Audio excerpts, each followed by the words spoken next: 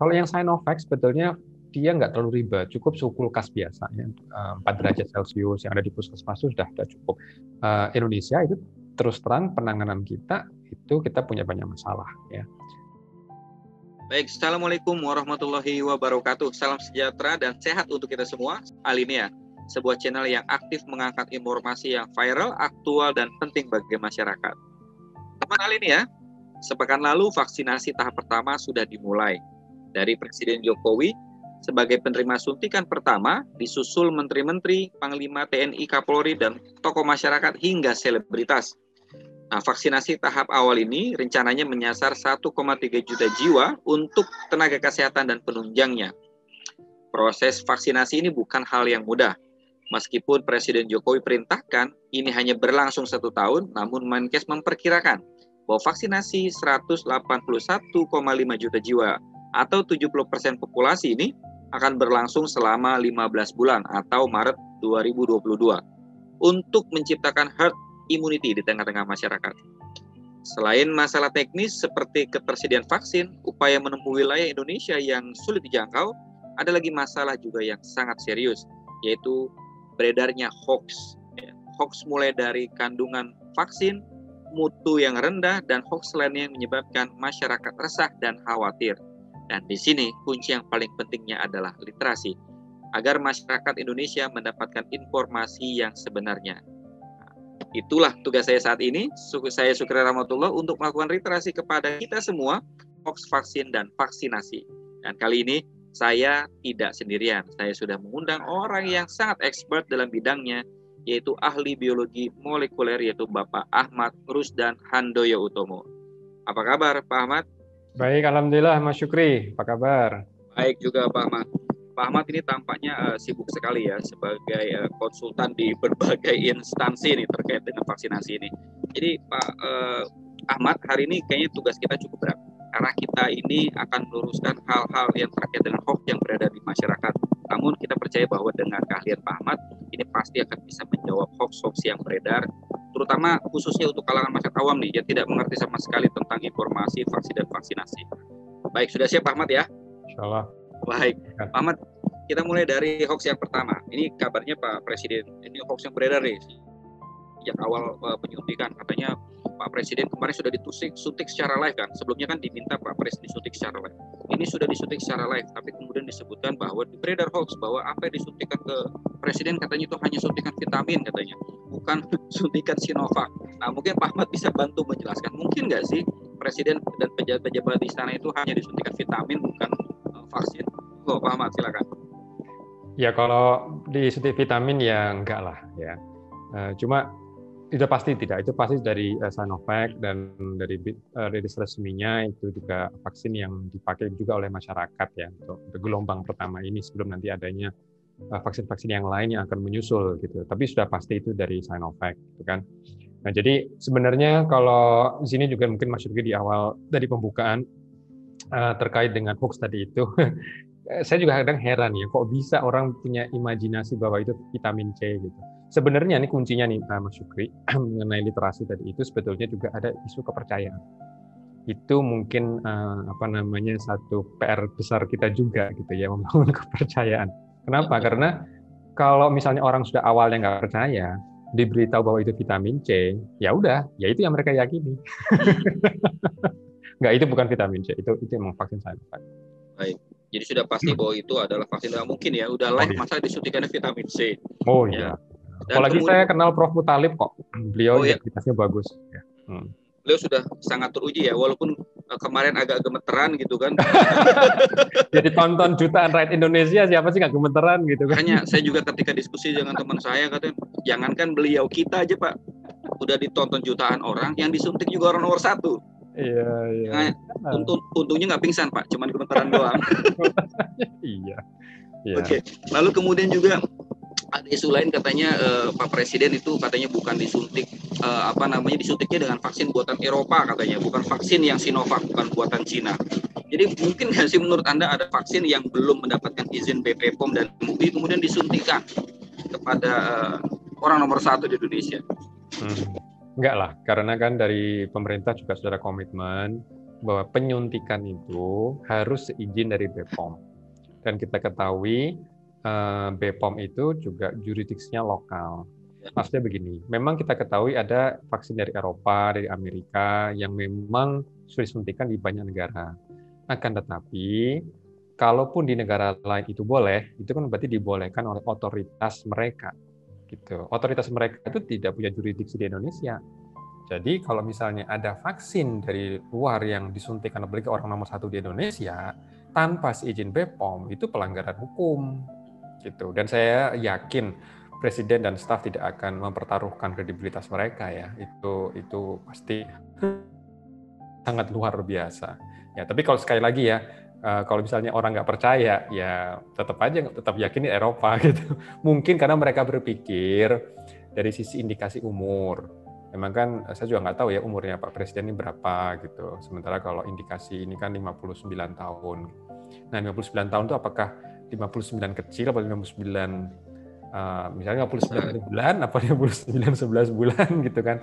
Ya oke lah, tapi mau saya mengenai umur itu pun sebetulnya juga bukan harga mati ya. Ketika misalnya beda tipis gitu bisa jadi itu dibolehkan. Tapi sekali lagi tidak mungkin vaksin dari luar yang belum diizinkan secara resmi oleh BPOM itu diberikan kepada, jangankan RI1, saya pun misalnya rakyat biasa pun tetap nggak boleh. Kalau kita juga paling tidak boleh karena belum mendapatkan izin dari BPOM. Yes. Dan itu syarat yang penting. Lalu kemudian hoax yang selanjutnya katanya vaksin buatan Sinovac yang saat ini sedang beredar dan disuntikan ke masyarakat katanya ada label only clinical trial. Nah, mungkin nggak sih Pak? Oke, enggak. Kalau secara regulasi memang pelabelan itu penting ya, pelabelan penting. Dalam arti kontennya sebetulnya mungkin sama aja, jadi nggak ada perbedaan konten. Kan tetapi dalam aktivitas clinical trial itu kan semua harus terkontrol, termasuk batch-nya berapa, lotnya, nomornya apa, gitu kan, kapan dia dibuatnya, produksinya. Nah, hal seperti itu harus betul-betul clear gitu, dan biasanya itu ketat juga ya regulasinya. Maka nanti kalau sudah di roll out ke masyarakat, itu labelnya pun harus diganti. Supaya apa? Supaya nanti dari sisi pencatatannya juga. Karena kalau misalnya ada apa-apa, itu nanti bisa di-trace juga nanti ke produksi yang kapan, lot yang kapan gitu ya. Jadi nggak benar kalau itu dikatakan sebagai bahwa apa yang kita miliki sekarang itu sebetulnya dipakai untuk uji klinis di Bandung. Jadi misalnya relawan yang di Bandung itu dari sisi kemasannya mungkin beda dari yang kita gunakan sekarang gitu. Tapi kalau dikatakan ini sebagai uji klinis ya enggak lah. Karena sekarang konteksnya itu sekarang sudah di roll out. Jadi sudah betul-betul diterapkan di masyarakat. Gitu. Jadi kita nggak perlu khawatirkan mengenai label-label itu pun sebenarnya kita nggak perlu khawatir. Tapi dari sisi best practice itu pun harus dirubah memang labelnya itu nanti. Tapi sekali lagi masyarakat jangan sampai merasa kayak seakan-akan sebagai kelinci percobaan gitu ya, enggak. Ini adalah upaya serius ya, upaya untuk mengurangi gejala COVID. Nah, terkait dengan kelinci percobaan, ya kan banyak juga masyarakat Indonesia yang resah karena dibilang ada informasi juga beredar bahwa hanya Indonesia yang memesan vaksin Sinovac, negara lain tidak. Sehingga kemudian mereka beranggapan wah jangan-jangan kita menjadi kelinci percobaan nih. Ya, jadi memang sebetulnya begini, dalam pandemi ini ya, sejak pandemi itu mulai dideklarasikan secara resmi di bulan Maret ya di Indonesia, itu seharusnya ya kalau menurut saya pemerintah itu harus lebih mengangkat tingkat pemikiran rakyat kita ya terkait dengan biologi dari penyakit ini dan juga biologi dari upaya-upaya pencegahannya. Saat ini kan saya khawatirnya begini, kita mungkin merasa rakyat Indonesia itu level pemikirannya rendah sekali sehingga hanya diberikan hasilnya. Jadi kalau misalnya kita belajar di sekolah gitu ya, itu mungkin karena guru merasa capek nih nerangin mekanismenya, dia langsung berikan rumus. Dan siswa-siswa kita terlatih untuk belajar rumusnya tanpa belajar bagaimana rumus tadi itu dihasilkan. Nah, maksud saya begini, kalau kita bicara pandemi ini kan seakan-akan kayak mantra kan. Oh, nanti ada 5M, ada 3T, ada juga vaksin gitu. Tapi ada yang missing Mas Syukri. Yang missing itu adalah rakyat tidak diedukasi secara lebih mendalam, ya diangkat level intelektualitas mereka, logika di balik 3T dan logika di balik 5M. Gitu. Kenapa ini penting? Karena kalau rakyat ini sudah mulai ditingkatkan tingkat intelektualitasnya, sehingga pemikirannya pun makin tinggi levelnya. Karena begini, kalau kita perhatikan, sebetulnya di media sosial itu, rakyat awam itu sebetulnya sudah mulai terekspos masalah-masalah teknis. Contoh, kemarin sempat ada dari kanal YouTube ya, misalnya saya sebutkan namanya saja, dari Bos Darling misalnya. Atau juga mungkin dari Dr. Muhammad Indro Cahyono misalnya. Dia itu dalam mengedukasi masyarakat, ya terlepas saya memang tidak setuju dengan apa yang mereka berdua katakan, tapi mereka mengintroduksi terma-terma saintifik seperti PCR.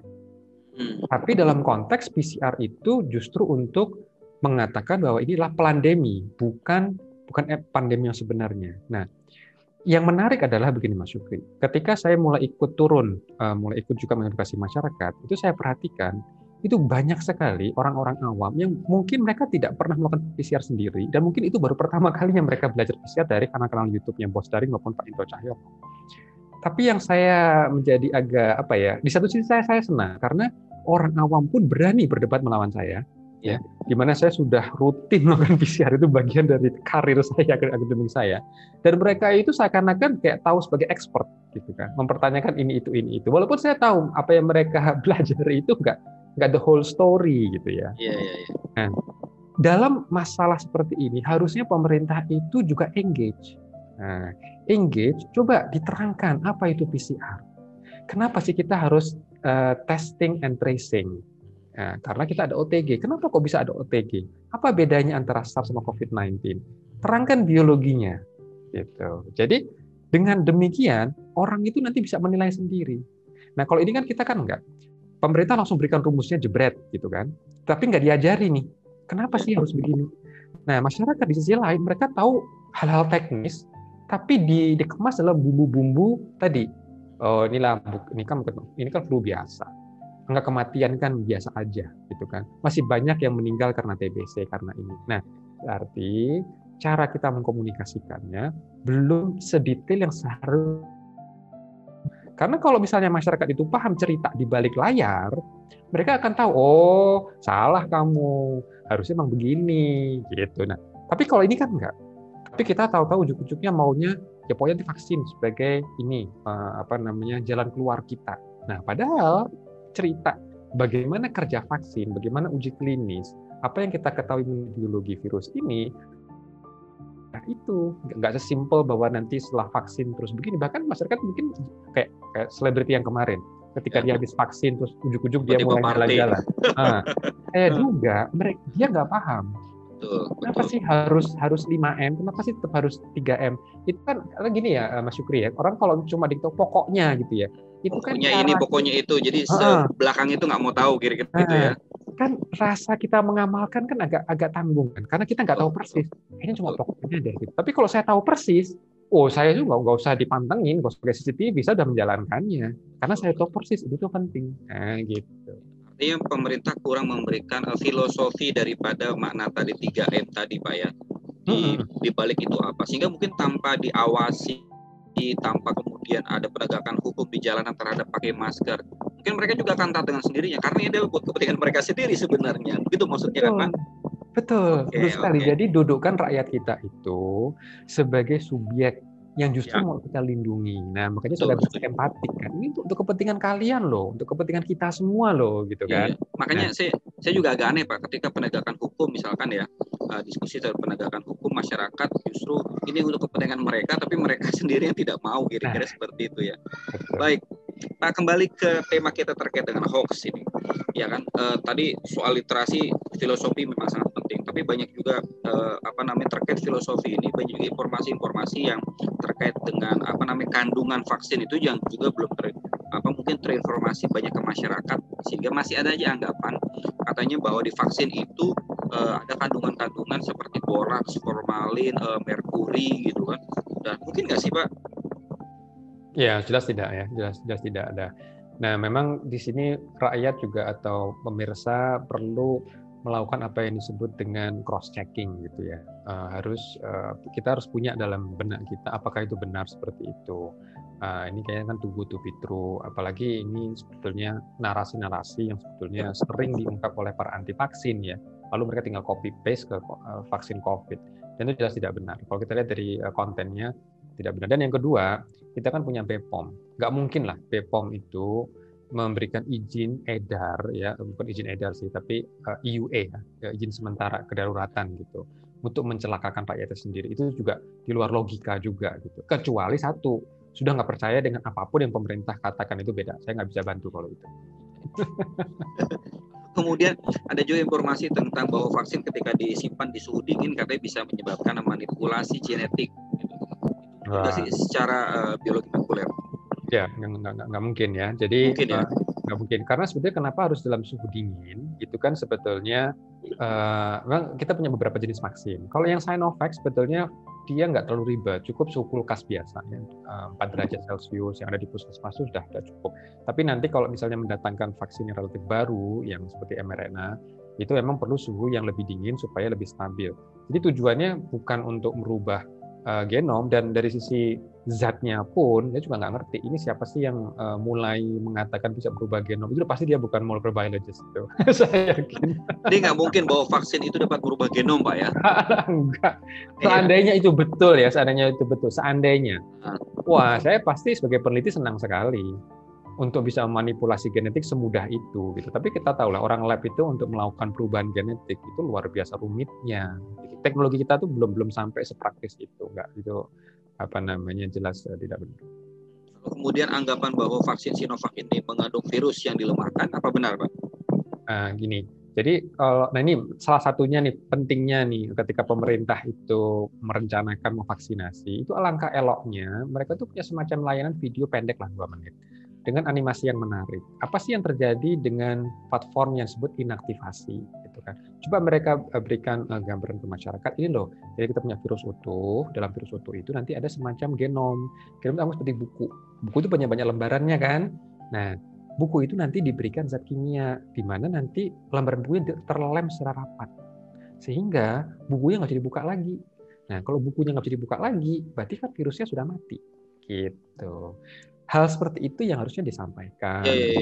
Menarik juga kalau misalkan yang menjelaskan adalah expert, Pak ya. Apalagi misalkan kalau dijelaskannya secara ilustratif, Pak ya.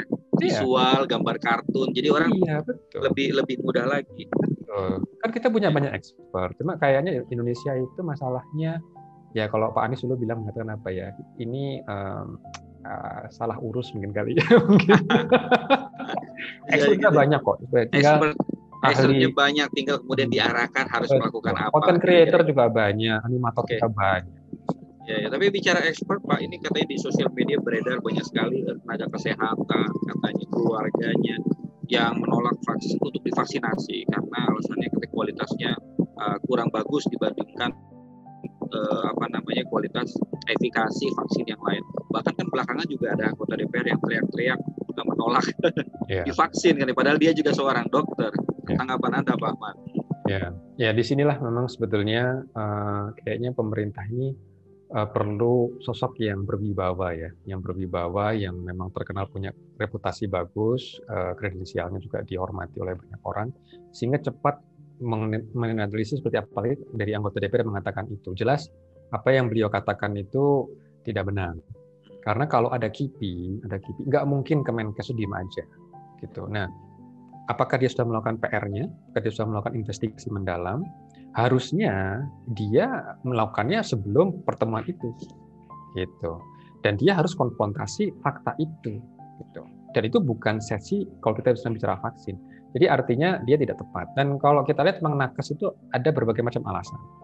Kenapa menolak? Sebetulnya kan kita ketahui nakes nggak mungkin anti vaksin, itu jelas. Ya, secara umum dia nggak mungkin anti vaksin. Tapi memang ada beberapa hal yang mungkin mereka menjadi ada semacam penolakan.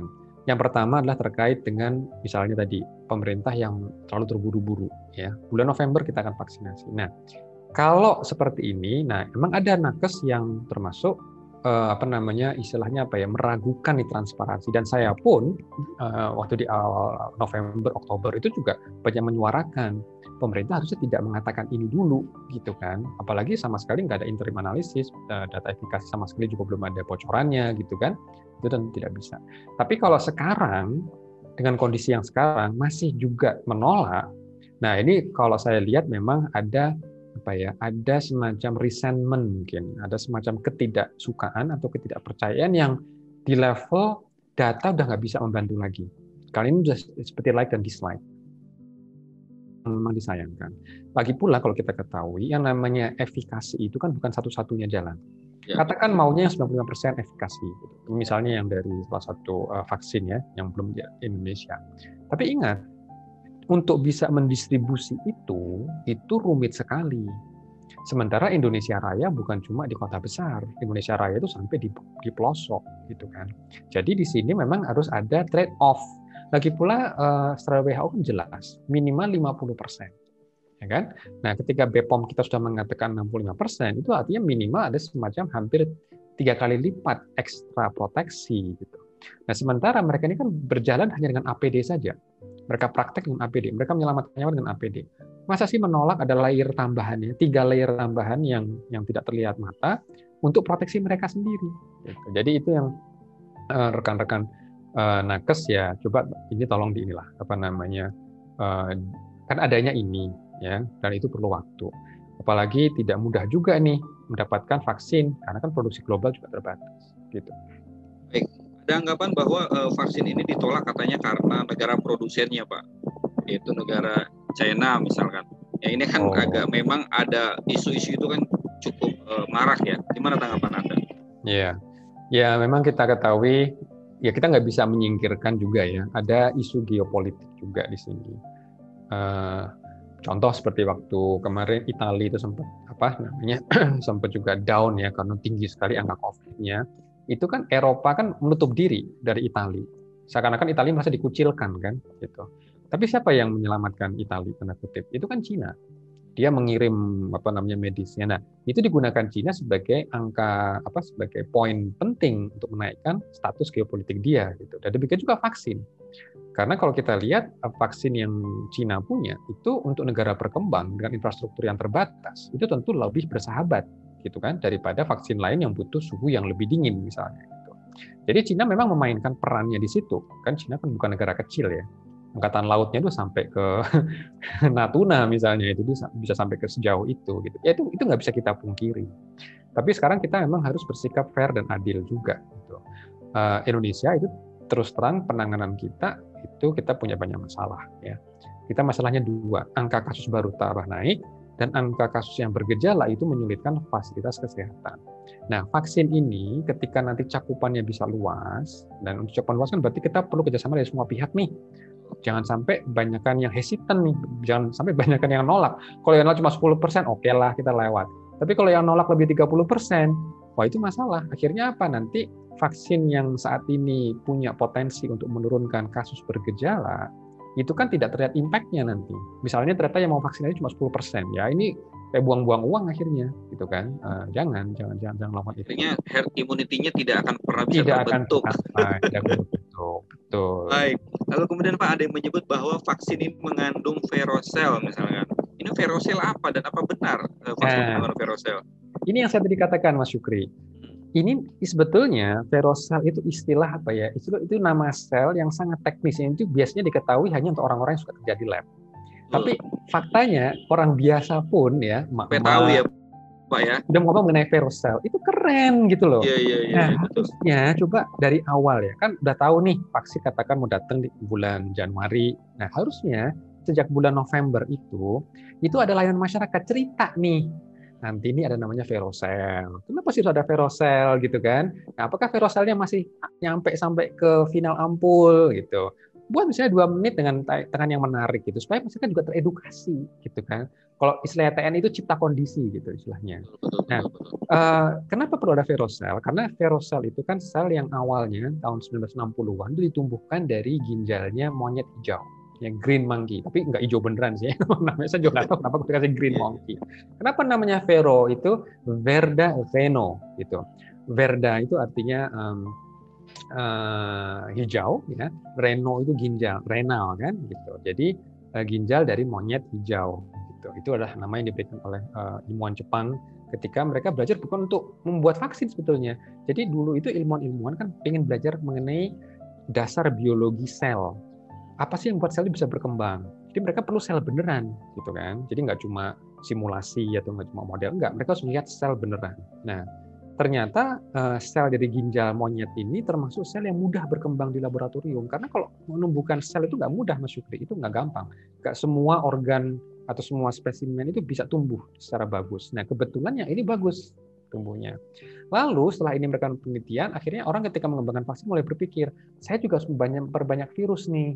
Nah, virus itu kan inangnya sangat spesifik, gitu kan. Nah, kebetulan ternyata verosel ini termasuk sel yang sangat reseptif, sehingga dia bisa menjadi inang yang baik, host yang baik untuk jadi lahan pembiakan virus, ya, virus SARS-CoV-2. Nah, akhirnya dipakai oleh Sinovac, ya kan, untuk mengembangkan ini. Dan banyak sekali sebetulnya vaksin-vaksin lain juga berbasis dari, seperti nanti AstraZeneca itu juga menggunakan sel juga, tapi selnya berbeda, bukan vero, tapi dia 293 namanya, sel 293. Nah, ketika nanti dipanen kan cuma partikel virusnya saja. Veronya dihilangin, dibuang, bisa gitu kita pisahkan, nggak susah. Istilahnya sel itu hidup dalam cairan gitu kan. Nah, virusnya kan nanti keluar di cairannya itu. Jadi cairannya diambil, ininya cawan yang isinya sel kita buang, kita nggak perlu lagi. Itu kan udah terpisah. Berarti dari kandungan final dari si vaksin ini itu bisa dilihat ikut mikroskop, itu nggak ada sel lagi. Itu murni hanya partikel virus yang memang sudah dirusak tadi dengan bahan kimia, sehingga materi genetiknya, materi genomnya tertutup rapat, nggak bisa dibuka-buka. Makanya ketika nanti partikel virus yang masuk ke dalam tubuh manusia, ya kayak barang mati aja, karena bukunya udah ditutup rapat. Nanti bisa kebuka lagi nggak? Ya enggak lah. Kalaupun bisa kebuka, kan udah nempel-nempel halamannya. Bacaannya udah nggak susah dibaca kan? Akhirnya nggak ada gunanya. Jadi kadang-kadang orang itu bikin imajinasi lucu juga sih. Oh, kalian bisa hidup lagi nanti gitu. Ya nanti ketahuan orangnya nggak pernah ke lab. Kalau bukan pakar, imajinasinya luar biasa, Mas. Sekarang nggak ada batas keilmuannya. Namanya orang ini kan bebas aja katanya. Kalau bahasanya kalau Sultan bebas aja katanya. Ya, harusnya nggak boleh ya, harusnya nggak boleh. Nggak boleh begitu karena dasar keilmuannya kan. Ya. Baik, lalu kemudian Mas Ahmad, jika kemudian ada yang mengatakan bahwa efikasi vaksin buatan Sinovac ini kan hasil uji lab Bandung itu 65,3%, ya kan, itu katanya ada yang mengatakan bahwa ini kemanjurannya lebih rendah dari yang dipakai di Turki dan Brazil. Tepat nggak sih kalau kita bilang seperti itu?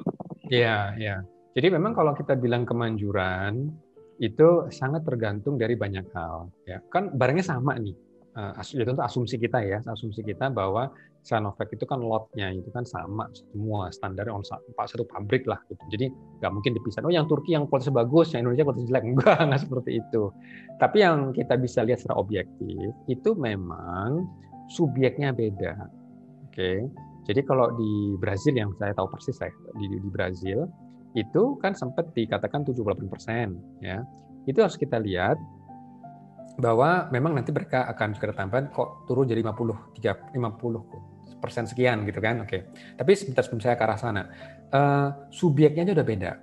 Subyek relawannya beda. Kalau subyek relawannya di Indonesia itu orang biasa, di mana risiko mereka terpapar juga kecil. Apalagi orang Bandung itu kan taat prokes gitu kan. Nah, sementara kalau di Brazil itu yang disasar relawannya itu adalah semuanya nakes. Nakes juga tentu taat prokes, tapi kan kalau orang terpapar tiap hari dengan banyak pasien, apalagi pasien COVID gitu, kan mereka tabungan virusnya juga akhirnya lama-lama jadi banyak juga, gitu kan. Akhirnya itu risiko tinggi. Nah, untuk bisa menjelaskannya nih, Mas Syukri, emang mohon maaf nih saya harus sedikit detail dulu nih menjelaskan dari sisi cara kerja dari vaksin. Jadi vaksin ini itu kan suntikannya ada di sini, di bahu. Nah, ketika disuntikan di bahu, antibodi yang muncul itu paling banter cuma sampai sini, Mas. Dia nggak nyampe atas, ya, nggak nyampe atas. Dia nyampe di sini. Kenapa sampai di sini menjadi prioritas? Karena di sini, dalam sini itu isinya paru. Jadi kalau misalnya paru itu sampai terkompromi, tentu kita nggak bisa nafas, meninggal, ya kan? Nah, kalau yang di sini ini kan nggak ada organ vital, artinya ya kita masih bisa bicara gitu kan. Nah, karena antibodi nggak nyampe di sisi sini, nggak sampai di atas, maka orang masih bisa terinfeksi. Oke, nah masih bisa terinfeksi. Nah, virus ini mungkin nyoba masuk ke dalam kan, tapi dia nyampe nggak bisa dalam-dalam banget. Sehingga apa? Dia masih bisa nempel-nempel menjelang dikit sini. Oke, nah karena dia masih bisa masuk sedikit, artinya apa? Orang yang tervaksinasi pun masih bisa menampakkan gejala, tapi gejalanya ringan. Oke, makanya kalau diukur kan, kalau uji klinis vaksin itu yang diukur apa? Yang diukur kan gejala kan? Gejala. Nah, kalau misalnya kita lihat dari gejala yang ada, memang kelompok vaksin sama kelompok placebo sama-sama menunjukkan gejala, tapi beda angka. Ambil angka, misalnya kalau kita lihat di Brazil, itu kan angkanya 50,3% ya kan? Di Indonesia 65%, beda tipis lah gitu. Nah, menurut saya, karena mereka menghitung any gejala apapun, termasuk gejala ringan. Kalau gejala ringan, maka vaksin ini kesannya itu tidak begitu bagus. Karena kan antibodi proteksinya cuma bisa sampai sini. Sementara virus masih bisa masuk sampai sini, mendekati sini kan. Sehingga bisa jadi orang punya gejala ringan. Tapi kalau ukurannya gejala berat, sedang atau berat, itu kan berarti virusnya harus masuk sampai full sampai ke sini. Betul kan? Nah, itu sebabnya kalau yang dihitung adalah yang gejala sedang sampai atas, maka apa yang terjadi ini baru lebih dramatis. Kalau orang placebo, dapatnya placebo, ini kan nggak ada perlindungan sama sekali. Virusnya masih bisa full sampai ke sini, sampai ke dalam. Sementara kalau dia divaksin, dia cuma mentok cuma dekat sini. Maka efikasinya akan lebih jelas terlihat kalau yang dihitung adalah gejala tadi, sedang berat ke atas. Gitu. Ngikuti ya ininya ya. Mas. Artinya tadi sempat waktu kasus kemarin kita sebut saja Raffi Ahmad ya, ketika disuntik kemudian dia kumpul-kumpul, sempat ada pakar juga mengatakan bahwa ya Raffinya nggak apa-apa karena dia sudah divaksin, tapi Raffi bisa menjadi carrier. Ya. Itu juga. Carrier Pak ya, karena kan masih bisa dia terkena hanya sampai di leher tadi Bapak bilang. Yes. Nah coba informasi itu kan nggak sampai ke masyarakat kan? Betul. Harusnya Raffi Ahmad juga paham itu ya sebelum divaksin ya Pak ya. Ya artinya begini, kalau saya itu prinsipnya jangan kita nyalain orang sebelum kita introspeksi. Jangan-jangan kita belum siap. Jangan-jangan memang dia belum diberitahu makanya dia tidak paham. Baik, tapi bicara kemajuran tadi Pak, berarti kita juga tidak bisa membandingkan kemajuran Sinovac dengan vaksin-vaksin lain yang efikasinya lebih tinggi ya, seperti Moderna, Gamaleya, Sinovac misalkan. Oh ya tentu, karena nah ini juga masyarakat harus berpikir. Nah, ini berpikir ini kan nggak lazim ya. Artinya saintis itu berpikirnya itu sangat spesifik. Kalau untuk orang awam mereka ngelihatnya kan angkanya udah jelas beda. Ada 50%, ada 65%, 70%, 90%. Nah, masyarakat merasa itu udah jelas beda banget. Nah, tapi kalau ilmuwan nggak seperti itu mikirnya, Mas Syukri. Ilmuwan mikirnya gini, kalau kita mau mengatakan ini lebih bagus, ini lebih jelek, itu harusnya caranya uji klinisnya harus di populasi yang sama. Nah, karena jadi begini, kalau saat ini terjadi, ini kan udah populasi udah beda, udah gitu, vaksin kan placebo. Jadi Sinovac lawannya placebo, Pfizer lawannya placebo, Moderna lawannya placebo. Tapi kalau kita mau bandingin nih, Sinovac sama Moderna bagus mana? Kita rekrut satu populasi 40.000 relawan dibagi dua, yang satu dapatnya Moderna, yang satu dapatnya Sinovac. Itu namanya head-to-head comparison. Di situ kita baru bisa mengatakan, ini terlihat mana yang lebih efektif, apa efikasinya lebih tinggi. Jadi namanya head-to-head. Itu baru fair. Gitu. Tapi kalau sekarang nggak fair. Karena apa? Lawannya masing-masing. Ya sama kalau kita main turnamen lah gitu kan. Betul. Mana yang lebih bagus? Bola misalkan gitu ya. Indonesia lawan Italia. Itu sangat-sangat tidak fair ya. Iya gitu. Misalnya gini, Indonesia lawan timnas Indonesia lawan tim kampung gitu kan. Terus nanti skornya berapa? 20-0. Terus ada lagi nih, Argentina lawan Brazil. Argentina lawan Brazil cuma 1,10 gitu kan. Apakah yang 10-0 pasti lebih dari 1-0? Ya enggak dong. Indonesia lawannya tim kampung. Betul. Jadi memang harus dilihat juga sampelnya kepada siapa. Jadi nggak bisa head to head seperti itu ya.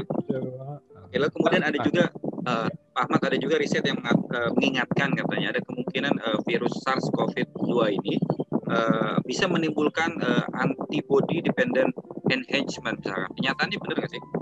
Ya, ya itu gini.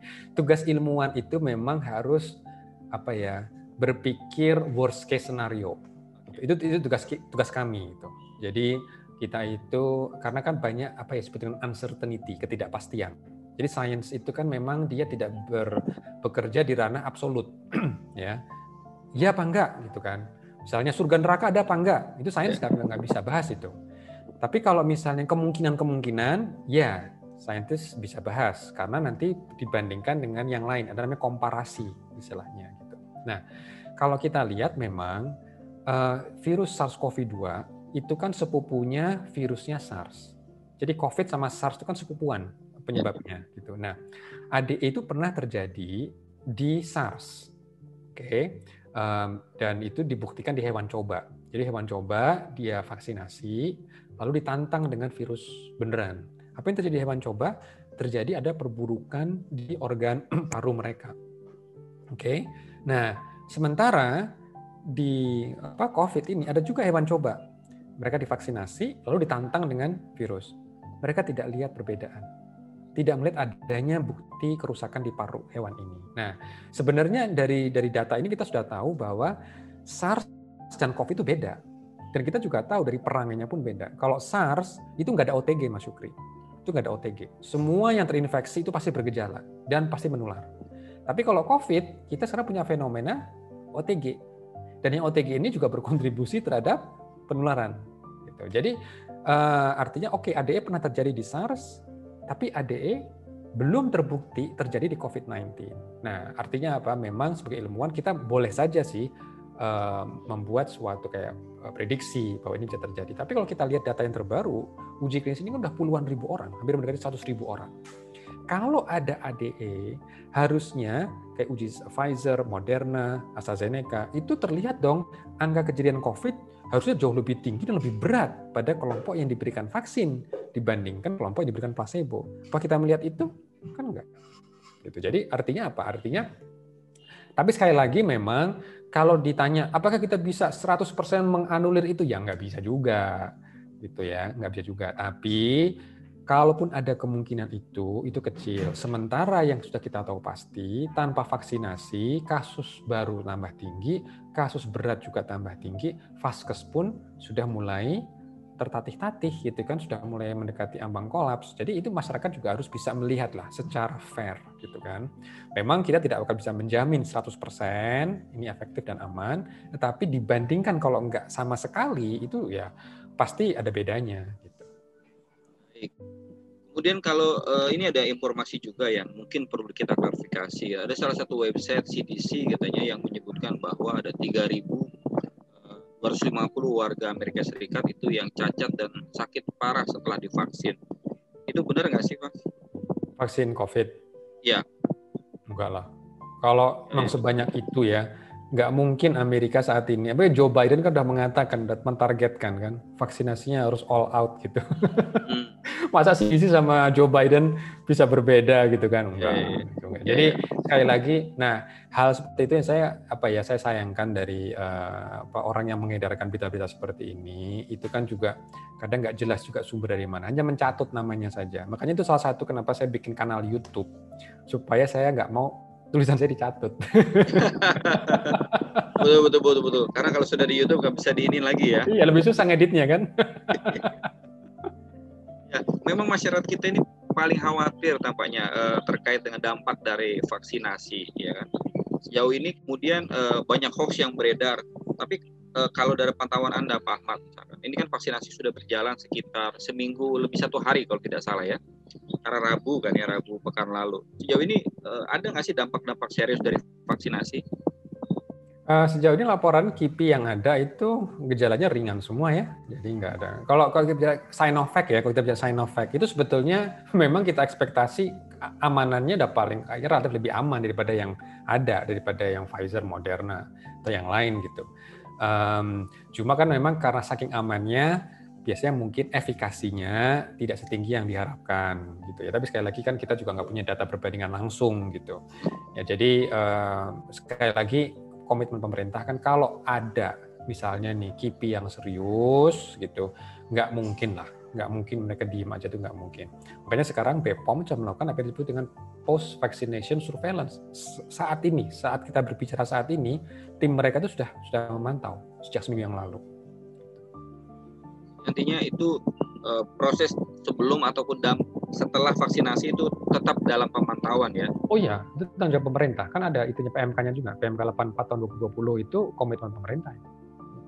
Oke, terkait dengan masih banyaknya orang yang tidak percaya dengan vaksinasi, ini kabarnya perlu nggak sih ada dorong-dorong juga kalau perlu nih didorong fatwa wajib vaksin katanya kan. Bahkan Wapres itu mewacanakan wajib vaksin dari MUI. Ini kira-kira masih perlu nggak sih dorongan seperti itu agar masyarakat percaya dengan vaksinasi? Ya, kalau saya sih mikirnya gini, kita harus tahu kan root cause-nya apa sih gitu. Kenapa sih mereka itu menolak gitu kan? Itu ya coba di ini deh. Jadi memang jalannya lebih terjal, tetapi masalahnya kan kita juga memang perlu kepercayaan masyarakat. Karena kalau orang dipaksa nih, itu kan juga mereka melakukannya pasti nggak sepenuh hati gitu kan. Mereka nggak ada dorongan lebih untuk melakukannya. Apalagi nanti malah bisa bumerang juga.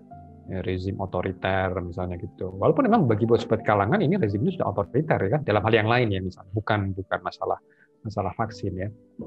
Omnibus law segala macam itu kan banyak juga protes-protes.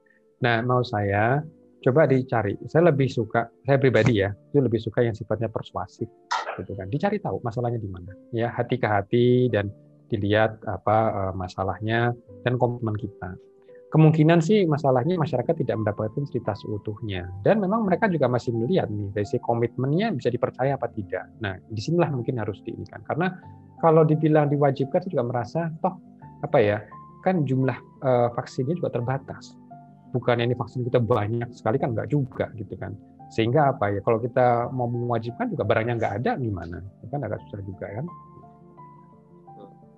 Kemudian tadi saya sempat statement bahwa Presiden Jokowi minta bahwa vaksinasi ini harus selesai 1 tahun.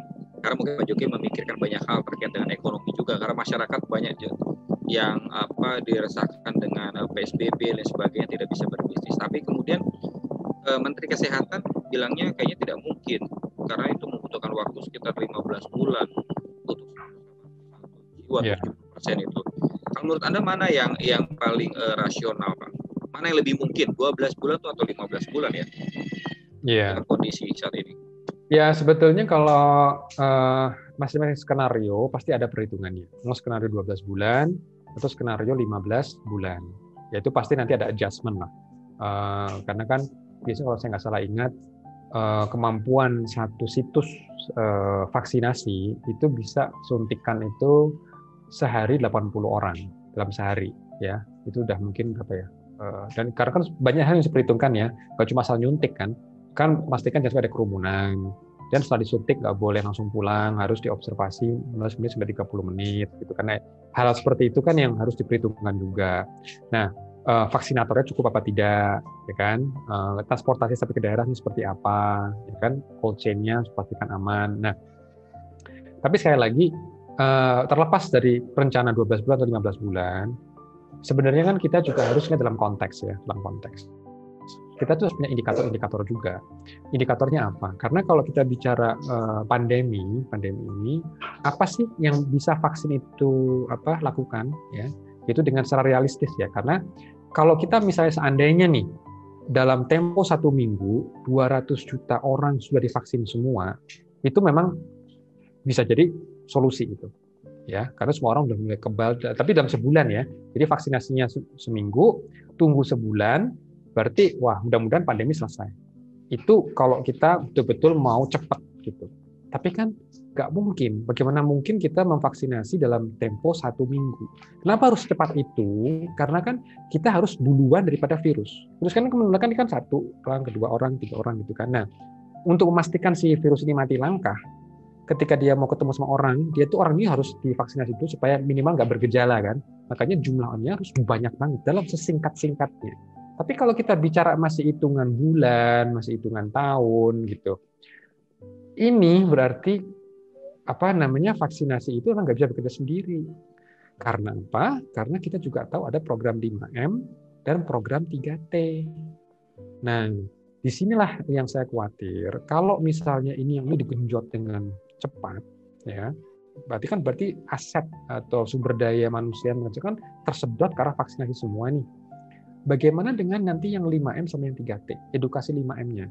Bagaimana dengan pelaksanaan 3T-nya? Jangan lupa, memutus rantai penularan itu kuncinya bukan di vaksin. Karena vaksin tidak bisa mencegah penularan. Tapi untuk menangkap orang berpotensi menularkan, ya, mencari OTG misalnya, itu dengan apa? Dengan testing dan tracing. 2T pertama dari 3T. Dan T yang pertama, testing kita ini masih lama sekali hasil keluar. Ya, padahal kalau kita misalnya mau tracing, berarti dalam tempo 2 kali 24 jam hasil tes sudah harus keluar. Supaya apa? Supaya tim kontak telusur bisa bekerja. Karena orang kalau misalnya udah seminggu kemudian baru keluar hasil, mereka juga lupa juga. Mana saya ketemu sama siapa aja ya, gitu kan?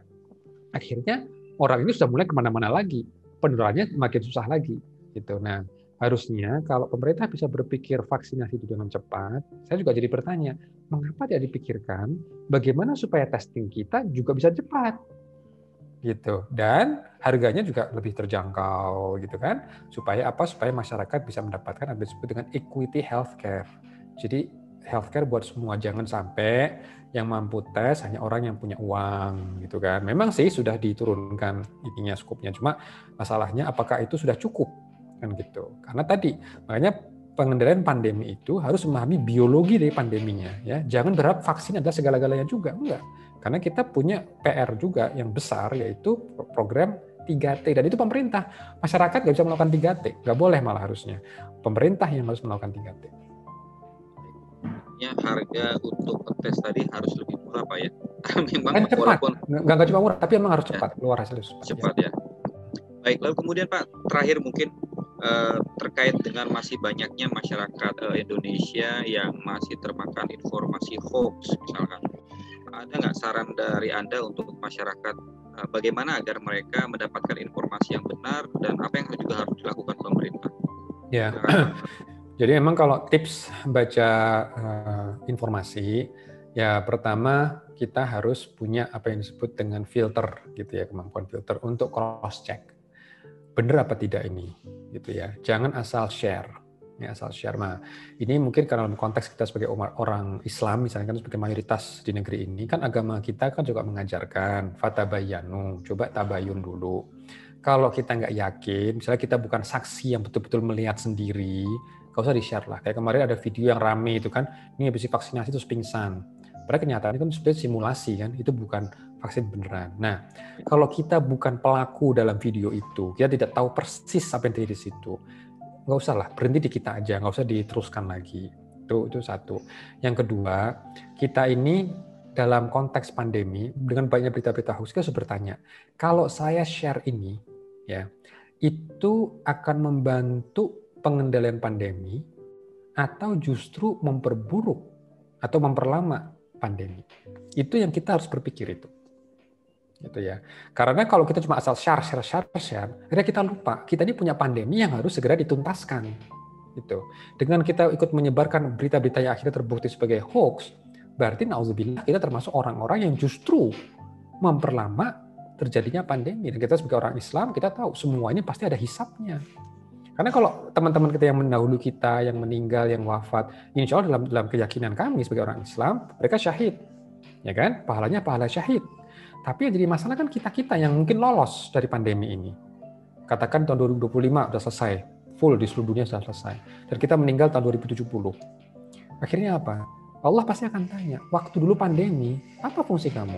Apa ikut share berita-berita hoax? Lalu termasuk yang aktif mencari tahu dan berpartisipasi aktif untuk mengendalikan pandemi. Nah, itu dari sisi masyarakat. Dari sisi pemerintah, ya coba, rakyat kita tuh makin cerdas sebetulnya. Dan memang sebagian dari mereka itu cukup kritis lah. Tapi jangan anggap kekritisan mereka itu istilahnya diabaikan atau malah ditekan. Bukan, justru mereka harus kita rangkul dan kita harus berikan edukasi empatik.